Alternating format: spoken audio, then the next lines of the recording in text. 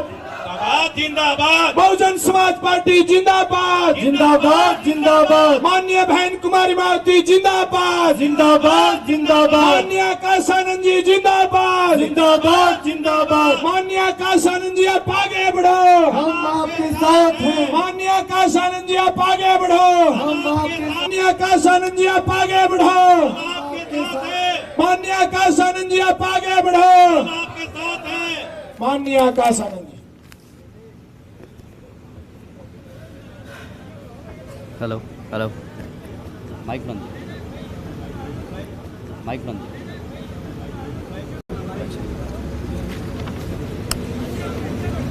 Hello, ठीक।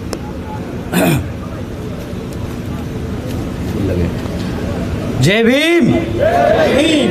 थक गए, गर्मी लग रही है सबको। हाँ पीछे बैठे सारे लोग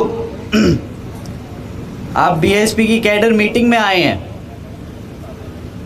आप लोगों में अगर जोश नहीं होगा तो आप बाकी जनता में जोश कैसे भरेंगे? तो एक बारी अब ऐसा जय भीम बोलते हैं कि पूरे यमुनानगर को पता चल जाए कि बसपा की कैडर मीटिंग चल रही है। ठीक, जय भीम। जय भीम। अब अच्छा लगा। साथियों, सबसे पहले मैं अपने सभी संतों, गुरुओं व महापुरुषों को, जिसमें खासकर महात्मा ज्योतिबा फूले, छत्रपति शाहू जी महाराज, नारायणा गुरु, पेरियार रामास्वामी जी, बाबा साहब डॉक्टर भीमराव अंबेडकर जी एवं मान्यवर साहब श्री काशीराम जी को नमन करता हूं। मान्यवर साहब श्री काशीराम जी की एकमात्र उत्तराधिकारी हमारी आदरणीय बहन कुमारी मायावती जी को भी नमन करता हूं। उत्तर प्रदेश की 4 बार मुख्यमंत्री, लोकसभा व राज्यसभा की कई बार सदस्य रही आदरणीय बहन कुमारी मायावती जी, जिन्होंने सभी SC ST OBC एवं अल्पसंख्यक समाज के साथ साथ सर्व समाज में से गरीबों और कमज़ोरों के लिए अपना पूरा जीवन समर्पित किया है। और मुझे गर्व है कि मुझे ऐसे महान नेता के नेतृत्व में काम करने का मौका मिल रहा है। आदरणीय बहन कुमारी मायावती जी का मैं हार्दिक अभिनंदन और आभार व्यक्त करता हूं।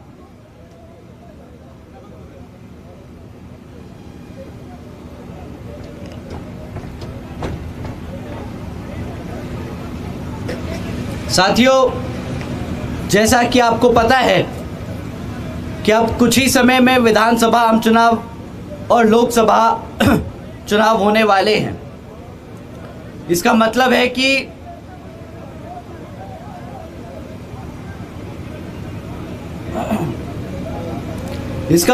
ये कि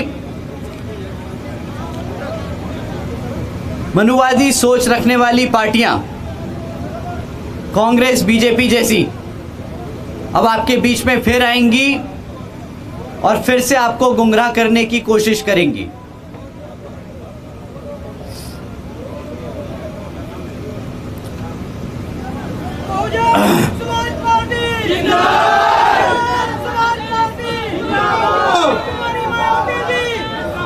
बाबा सावरकर श्री राम, बाबा सावरकर श्री राम।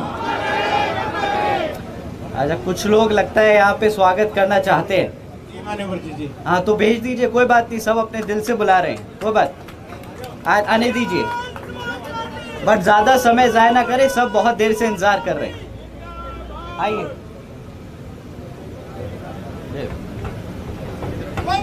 समाज पार्टी जिंदाबाद, जिंदाबाद जिंदाबाद। बाबा सावरकर श्री राम, अमर है, अमर है। बाबा सावरकर श्री राम, अमर है, अमर है। वोट हमारा, राज तुम्हारा, नहीं चलेगा, नहीं चलेगा। वोट हमारा, राज तुम्हारा, नहीं चलेगा, नहीं चलेगा। बीएसपी की क्या पहचान, नीला झंडा हाथी निशान। बीएसपी की क्या पहचान, नीला झंडा हाथी निशान। सब दिल से स्वागत करना चाहते हैं, तो कभी कभार समय लग जाता है, कोई बात नहीं।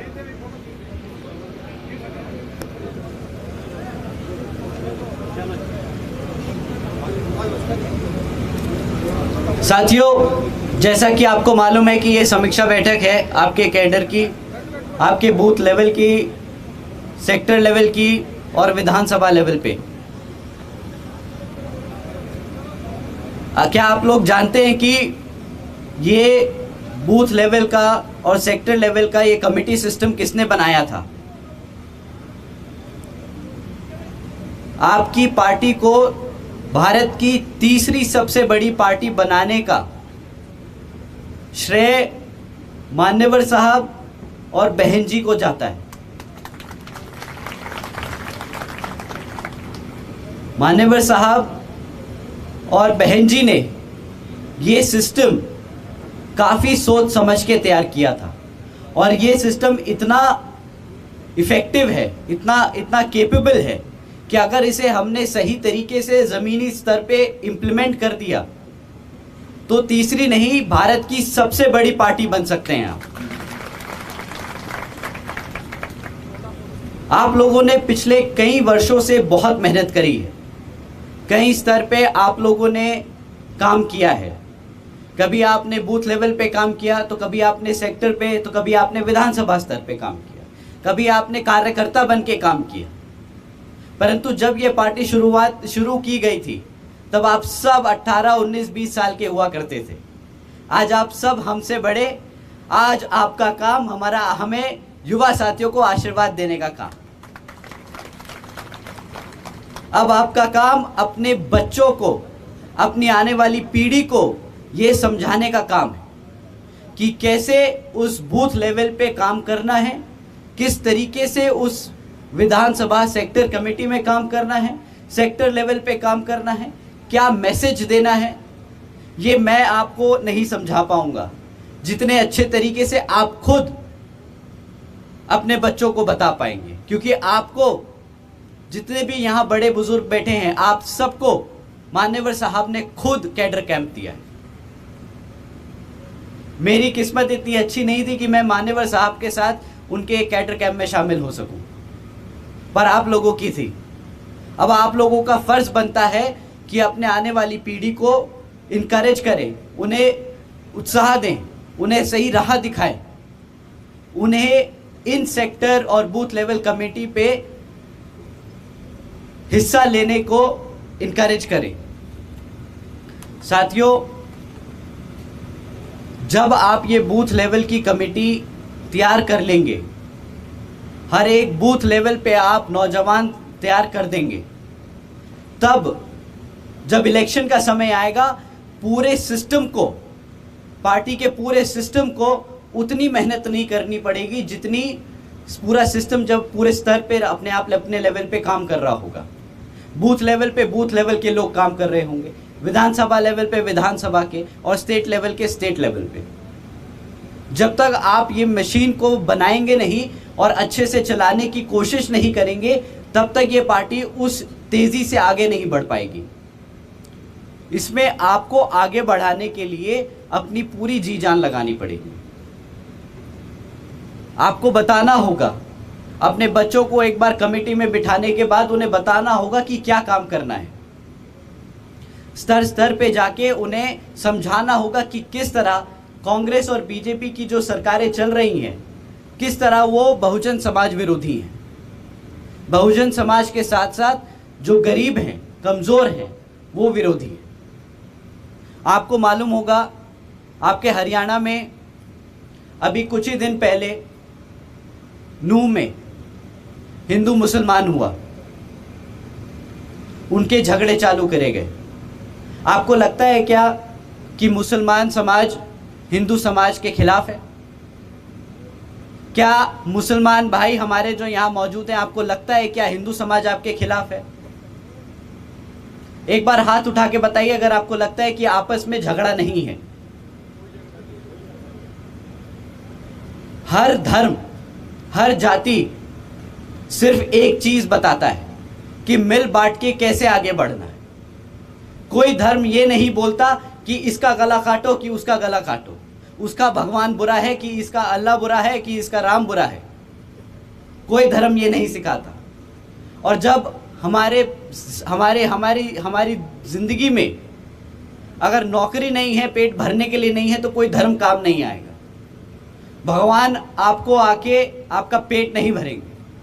यहाँ ज़मीन पे मौजूद, इस धरती पे मौजूद जो आपके साथी हैं, जो आपके लोग हैं, वही आपकी मदद कर सकते हैं। उनको आप एक साथ जोड़ें, भाईचारा बनाएं, तो हम आगे बढ़ पाएंगे। साथियों, ये सिस्टम इतना टूट गया है कि आज हरियाणा में इतना बुरा हाल है कि हरियाणा पूरे भारत में दूसरे नंबर पे आके खड़ा हो गया मर्डर के केसेस में। यहाँ हर दिन 2 से ज़्यादा मर्डर के केस दर्ज किए जाते हैं, और बहुत हैं जो आज दर्ज भी नहीं होते। हरियाणा आज दूसरे नंबर पे पहुंच गया अपनी महिलाओं पे अत्याचार करने के मामलों में, रेप के मामलों में, और हरियाणा आज तीसरे नंबर पे पहुंच गया किडनैपिंग के मामलों में। क्या हरियाणा के लोग ऐसे हैं जो अत्याचार करें कमज़ोरों पे? मैं नहीं मानता। आप सब हरियाणा से, आप मुझे बता सकते हैं कि आप लोग क्या कमज़ोर हैं? आप इस तरीके की मानसिकता रखते हैं कि आप लोगों कमज़ोरों पे अत्याचार करें? बताइए साथियों। हरियाणा वो प्रदेश है जो आर्मी में सबसे ज़्यादा बच्चे भेजता है। आप अपने घर से अपने भविष्य को, अपने भारत की रक्षा करने के लिए बॉर्डर्स पे भेजते हो। कैसे मैं मान लूं कि ये हकीकत है? ये हरियाणा के लोग नहीं हैं, ये हमारे समाज के लोग नहीं हैं, ये वो गंदे तत्व हैं इस समाज के जिन्हें हमें अपने आप से दूर करना होगा। हमें अपने आप को, अपने समाज को, सारे SC ST व OBC समाज को एकजुट करना होगा, और जो अपर कास्ट समाज है उसमें से जितने भी गरीब, कमज़ोर, उन सबको भी जोड़ना होगा, क्योंकि अत्याचार जाति के साथ साथ कमज़ोरों पे होता है। अगर आप कमज़ोर हो, अगर आप मुश्किल में हो, तो आपकी मदद तभी की जाएगी जब आपके साथ आपका समाज खड़ा होगा, आपके लोग खड़े होंगे। तो आपको एकजुट रहना होगा। साथियों, यह हरियाणा की भाजपा सरकार पिछले 10 साल से यहाँ पे आसीन है। पिछले 10 सालों में ना यहाँ पे नौकरी दी गई, ना यहाँ पे पक्की सड़कें बनाई गई गांव-गांव में, ना हेल्थ केयर सिस्टम इस्टेब्लिश किया गया। आज भी चिकित्सालय हर जिले में, हर गांव की तरफ नहीं है। प्रॉपर एजुकेशन सिस्टम को इस्टेब्लिश करने की कोई कोशिश नहीं की गई। आज भी हमारे समाज के बच्चे और गरीब समाज के बच्चे अपना स्कूल में दाखिला नहीं करा सकते। क्यों? क्योंकि जिस स्कूल में अगर दाखिला भी हो जाए तो वहाँ पे पढ़ाने के लिए शिक्षक नहीं है। आज यहाँ पे हेल्थ केयर का इतना बुरा हाल हो गया है कि वर्ल्ड हेल्थ ऑर्गेनाइजेशन के हिसाब से हरियाणा स्टेट को 28,000 डॉक्टरों की ज़रूरत है, परंतु यहाँ पे हकीकत ये है कि यहाँ पे आज हरियाणा में सिर्फ 12,000 डॉक्टर हैं, और वो भी मोस्टली प्राइवेट सेक्टर में। हम जैसे गरीब लोग, छोटी जाति जिसे कहते हैं ये लोग, वो कहाँ पे अपना इलाज कराएंगे जब सरकारी अस्पतालों में डॉक्टर ही नहीं होगा। इन सरकार ने, भाजपा की इस सरकार ने आपको सामने से आके कभी नहीं बोला, आपके हकों को ऐसे नहीं छीना। उन्होंने आपकी व्यवस्थाएं कम कर दी, आपके साधन कम कर दिए, नौकरी देनियां बंद कर दी। क्या आप जानते हैं कि यहाँ पे हरियाणा सरकार में कितनी वैकेंसीज हैं? हरियाणा की सरकार में आज भी 1,80,000 से ज़्यादा खाली पोस्ट पड़ी हैं, पर वो आज भी खाली हैं। जब जनता में ये मांग है कि हमें नौकरी की ज़रूरत है, हमारे समाज को, गरीब जनता को इसकी मांग है कि नौकरियां कम हैं, नौकरियां पूरी हैं, देना नहीं चाहते आपको। आपको समझना होगा, आपको बताना होगा सबको जाके कि इस सरकार में नौकरियां हैं परंतु वो देना नहीं चाहते। आपको जानकर हैरानी होगी कि ये बीजेपी और जेजेपी की जो अलायंस है पिछले 5 साल से जो चल रही है, इसने आपके लिए कुछ काम नहीं किया। आज यहां बैठे कितने लोग नौजवान हैं जिनको पास नौकरियां नहीं है? हाथ उठा के एक बार बता दीजिए कि जिनके पास नौकरियां नहीं है। अब हाथ उठा के एक बार वो बता दीजिए लोग जिनके घरों में बच्चे हैं पर उनके पास काम नहीं है। साथियों, ये हकीकत है जो आपको जाके बूथ स्तर पे अपनी कमेटियों के मेंबरों को समझा के उन्हें बताना है और वो आगे जाके आपके पूरे समाज में जाके बताएंगे कि किस तरीके से ये बीजेपी और जेजेपी की सरकार ने हमारे समाज को अंदर से खोखला किया है। साथियों, इसी तरह केंद्र की सरकार ने हमें नुकसान पहुंचाने का काम किया। जब से बीजेपी सेंटर में आई है तब से दर पर दर दिन पे दिन नौकरियां घटती गई और आज ये हाल हो गया है कि पिछले 45 इयर्स में इतनी बेरोजगारी नहीं हुई जितनी आज है। ये वो सरकार है जिसने वादा किया था हर साल 2 करोड़ नौकरी देने का। ये इस सरकार ने नौकरी देने का वादा किया 2 करोड़, उसके बाद अग्निपथ जैसी स्कीमें निकाली। आप सब जानते हैं अग्निपथ में क्या हुआ। अग्निपथ की स्कीम में इन्होंने कहा कि हम 46,000 वैकेंसीज निकालेंगे आर्मी में, आर्म्ड फोर्सेस में। उसके बाद पहली कंडीशन ये लगा दी कि आपकी उम्र 17.5 से 23 साल होनी चाहिए। तो जो 23 साल से ऊपर के बच्चे हैं जो आर्मी की तैयारी कर रहे थे उनको निगलेक्ट कर दिया, उनको अलग कर दिया। उसके बाद बोला कि इसमें से सिर्फ 25% बच्चों को नौकरी पे रखा जाएगा, 75 को निकाल दिया जाएगा, उनके लिए कोई पेंशन नहीं। आप भी जानते हैं कि ये वर्ष, ये समय जिंदगी का 17-18 से 25-26 साल की उम्र तक का कितना क्रूशल होता है, कितना महत्वपूर्ण होता है। इसी समय बच्चा दौड़ के मेहनत करके कुछ कमा सकता है, कुछ बना सकता है अपने आप को। वही वक्त ये सरकार आपसे छीनना चाहती है। और उसके बाद जब आपका प्राइम खत्म हो जाए, जब आप में शक्ति कम रह जाए, ताकत कम रह जाए, तब ये आपको बाहर निकाल के आपके अपने हाल पे छोड़ना चाहती है। क्या इस सरकार के लिए आप लोगों ने, ऐसी सरकार के लिए आप लोगों ने वोट डाला था?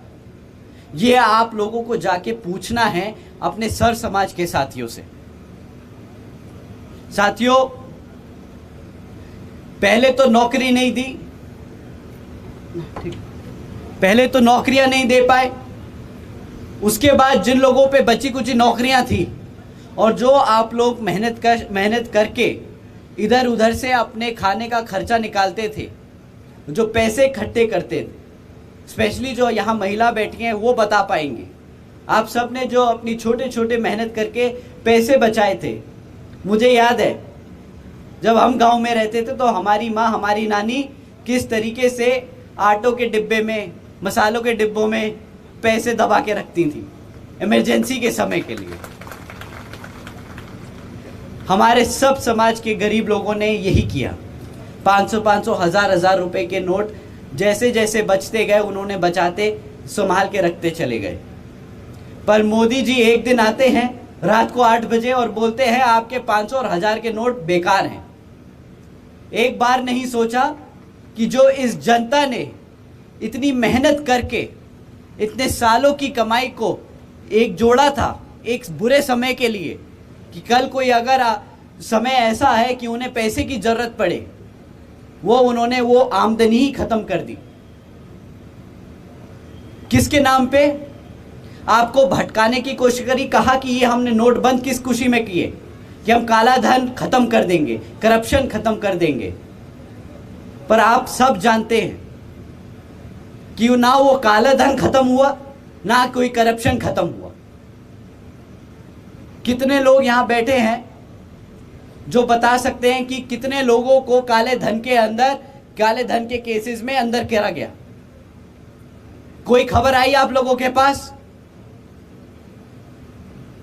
पर एक खबर जरूर आई कि 100 से ज्यादा लोगों की मौत हो गई नोट बदलते बदलते। ये तो वो हैं जिन लोगों को मीडिया ने हाईलाइट किया। ये संख्या लाखों में है। 140 करोड़ की आबादी है हमारे देश की। आपको क्या लगता है कि सिर्फ 100 लोग मरे होंगे इतने बड़े काम में? साथियों, इस सरकार ने ना सिर्फ आपको फाइनेंशियली तोड़ा, आपकी सारी व्यवस्था को खत्म किया, अब आपके मनोबल को भी खत्म करना चाहते हैं। किस तरीके से? ये लोग आप तक सही इंफॉर्मेशन पहुंचने नहीं देते। आज की डेट में सारे मीडिया न्यूज आउटलेट जो टीवी चैनल पे आते हैं वो किसकी वाही वाही करते हैं? बताइए साथियों, किसकी वाही वाही होती है? क्या कहा? बीजेपी, मोदी जी। अच्छा, बीजेपी की भी तारीफ नहीं होती, सिर्फ मोदी जी की तारीफ होती है। मान सकते हैं, प्रधानमंत्री हैं वो। आज की डेट में प्रधानमंत्री जी अपनी कमी तो खुद बताएंगे नहीं, और जो मीडिया आउटलेट हैं उनको अपनी कमी बताने नहीं देंगे। आप तक सही इंफॉर्मेशन नहीं पहुंच पाती। इस व्यवस्था को ध्यान में रख के हमारे जो बहुजन समाज के बच्चे हैं जिनको काम नहीं मिल पा रहा, उन्होंने ये ठान लिया कि हम जो एक्चुअली जमीन पे हो रहा है वो आज तक पहुंचाने का काम करेंगे। उन्होंने YouTube चैनल खोले छोटे छोटे। उस YouTube चैनल के माध्यम से आप तक सही इंफॉर्मेशन पहुंचाने की कोशिश करी। तो मैं अपने युवा साथियों का दिल से धन्यवाद करना चाहता हूं जिन्होंने अपने चैनल खोले YouTube पे, ट्विटर पे, और ये मैसेज सब तक पहुंचाने का काम किया। साथियों, ये सरकार अपने आप को SC ST OBC समर्थक बताती है। ये वो सरकार है जिसने चौड़ के बोला हमने पहला OBC प्रधानमंत्री बनाया। बट हकीकत ये है कि जब नया पार्लियामेंट खोला गया तो हमारे ट्राइबल कम्युनिटी से जो आती हैं हमारी प्रेसिडेंट, उन्हें तक को नहीं बुलाया गया। ऐसा क्यों? जो हमारे पूर्व प्रेसिडेंट रहे हैं, जो SC समाज से रहे हैं, ST समाज से रहे हैं, उनको बीजेपी वाले अपनी कुर्सी के बगल में नीचे जमीन पे क्यों बिठाते हैं? जब लेडी रिजर्वेशन बिल प्रेजेंट किया गया तब क्यों हमारी बैकवर्ड क्लास की महिलाओं को पार्लियामेंट में नहीं बुलाया गया? क्यों हमारे प्रेसिडेंट को वहां पे नहीं बुलाया गया? आपको ध्यान रखना होगा, ये बड़ी बड़ी बातें करते हैं कि हम अपने पिछड़े समाज को लेकर चल रहे हैं, परंतु इन्होंने कोई ऐसा काम नहीं किया जिससे हमारे पिछड़े समाज का उत्थान हो सके।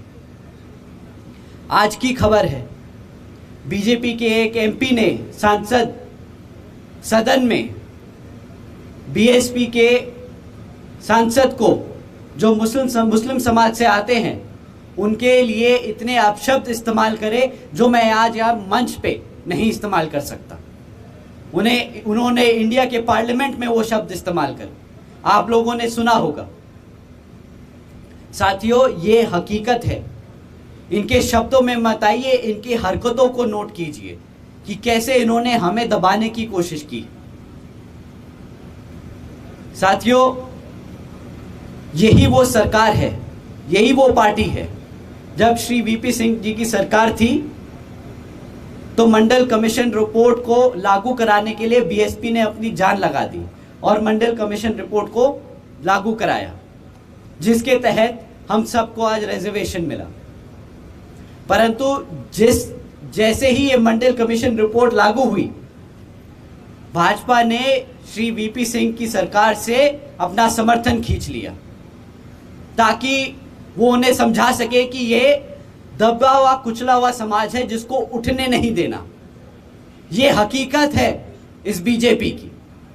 तो साथियों, अगर मैं ऐसे एग्जाम्पल निकालता रहा तो पूरी रात निकल जाएगी। आप सब ये सब बहुत बखूबी जानते हैं। आपको अपने युवा साथियों को समझाना है, उनको आगे जाके आगे कैडर कैंप्स में और ये बातें बतानी है ताकि हमारा समाज जागरूक हो सके, हमारे आने वाली पीढ़ी जागरूक हो सके। मैं आपका ध्यान बहन जी के कामों पे लेके आना चाहता हूँ, जो आप आगे जाके अपने बच्चों को समझा सके। जो आज 20, 21, 22, 18 साल के बच्चे हैं, उन्होंने बहन जी का शासनकाल नहीं देखा, उन्होंने सिर्फ कहानियां सुनी है। मैं चाहता हूं कि आप उन्हें समझाएं, क्योंकि आप हैं जिन्होंने बहन जी के शासनकाल में अपना जीवन व्यापन किया है। साथियों, जब बहन जी सरकार में थी तो बहन जी ने कभी भी लंबे चौड़े वादे नहीं किए। उन्होंने सर्व समाज के साथ साथ गरीबों और कमजोरों के लिए अनेकों कार्य करके दिखाए।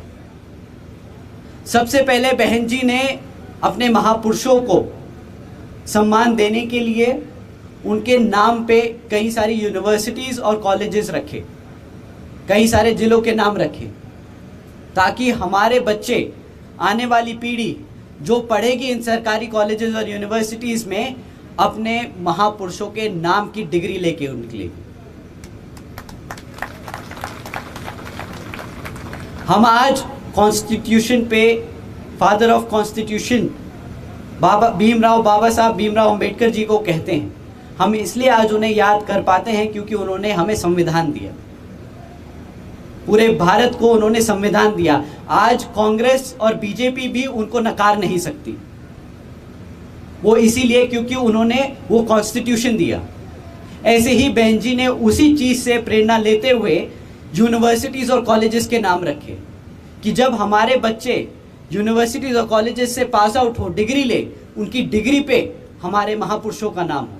तो एक बारी तो नहीं, कई बारी वो सोचेंगे कि जिनकी बदौलत आज मैं यहाँ पढ़ सकता हूँ, जिनकी बदौलत आज मैं डिग्री हासिल कर सकता हूँ, उनका क्या संघर्ष रहा होगा मेरे को यहाँ तक पहुँचाने के लिए। साथियों, बहन जी ने गौतम बुद्ध यूनिवर्सिटी रखी, अंबेडकर यूनिवर्सिटी रखी, छत्रपति शाहूजी महाराज यूनिवर्सिटी रखी, महात्मा ज्योतिबा फूले नगर बनाया, महामाया नगर बनाया, संत कबीर नगर बनाया।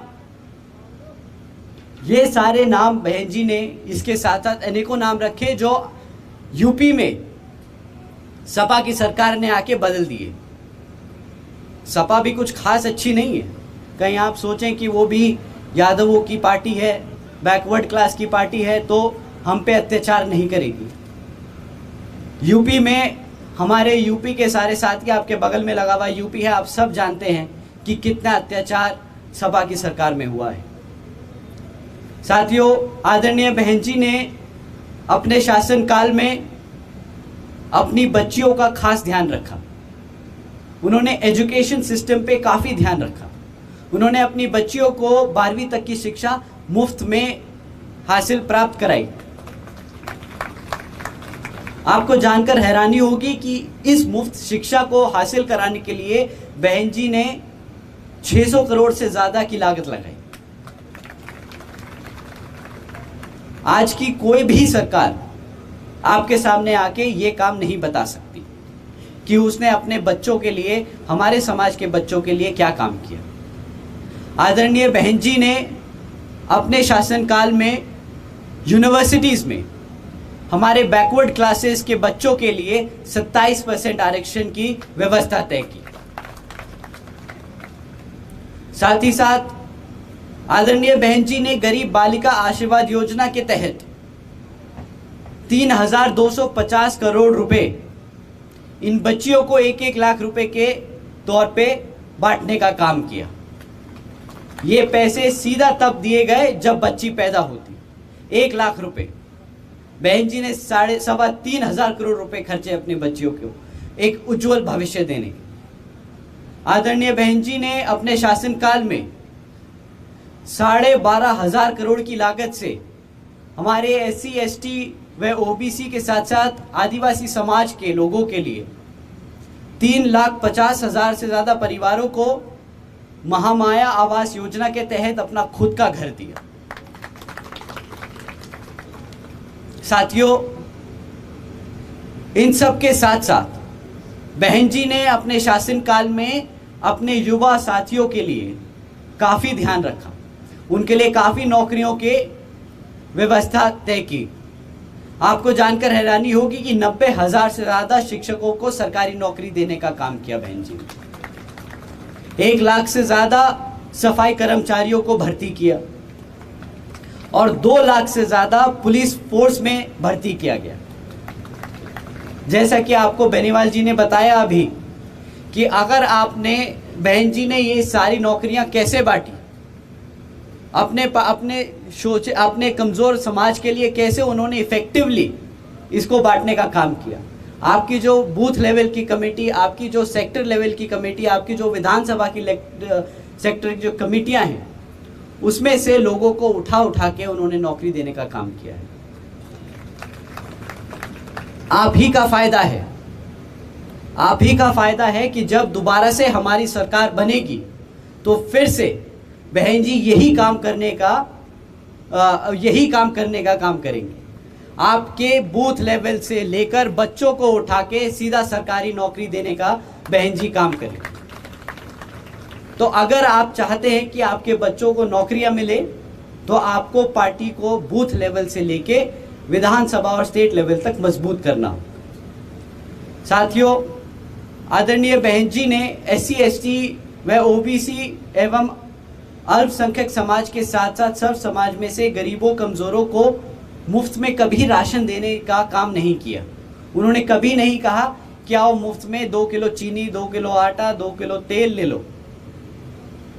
उन्हें मालूम था कि अगर उन्होंने ये काम किया तो हमारा समाज आज तो पेट भर लेगा, परंतु कल जब वो सत्ता में नहीं होंगे, जब हमारे पास सत्ता नहीं होगी, हमारे पास ताकत नहीं होगी, तो हम अपने बच्चों को पेट कैसे पालेंगे, उनको अपने पैरों पर कैसा खड़ा कर पाएंगे। तो बहन जी ने नौकरी देने का काम किया।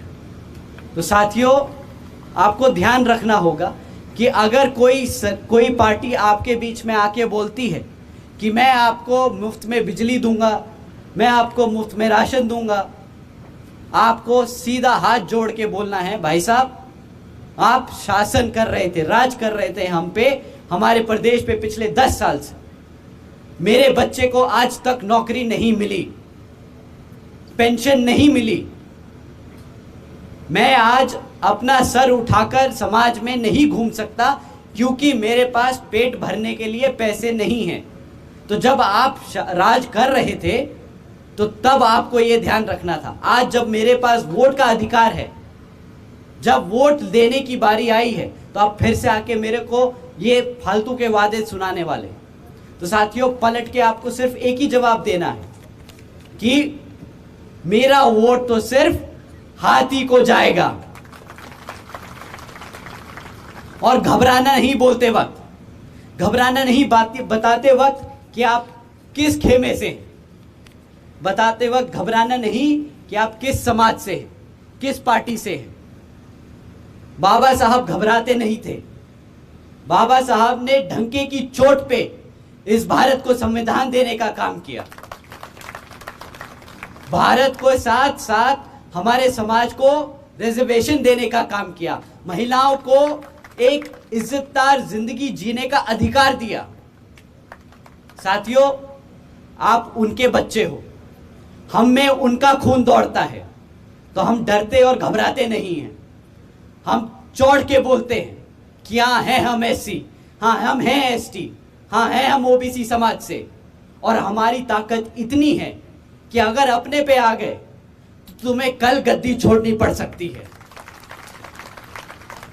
तो इस बारी साथियों, आने वाले चुनाव में अपने सर्व समाज के साथियों को एक साथ जोड़ें, पार्टी के हर एक स्तर की कमेटी को मजबूती से तैयार करें और आने वाले विधानसभा और लोकसभा आम चुनाव में इस तरीके से आप वोट डालें कि हरियाणा में बीएसपी के बिना किसी की सरकार बन ही ना पाए।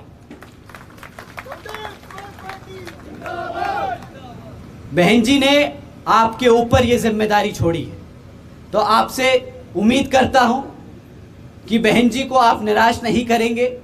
हम सब आपके साथ मेहनत करके लगे हैं। आप लोग आगे बढ़कर बीएसपी को आने वाले लोकसभा और विधानसभा आम चुनाव में जिताएंगे। मैं अपनी बात यही समाप्त करते हुए आप सभी का तहे दिल से शुक्रिया अदा करता हूं। साथियों, जय भीम, जय भारत, जय बहन जी। जिंदाबाद जिंदाबाद जिंदाबाद माननीय बहन कुमारी मायावती जिंदाबाद जिंदाबाद जिंदाबाद आदरणीय बहन कुमारी मायावती जिंदाबाद जिंदाबाद जिंदाबाद आदरणीय बहन कुमारी मायावती जिंदाबाद जिंदाबाद जिंदाबाद बाबा सावरकर का श्री राम अमर रहे अमर रहे बाबा सावरकर का श्री राम अमर रहे अमर रहे माननीय आकाश आनंद जी जिंदाबाद जिंदाबाद जिंदाबाद माननीय आकाश आनंद जी जिंदाबाद जिंदाबाद जिंदाबाद माननीय आकाश आनंद जी आगे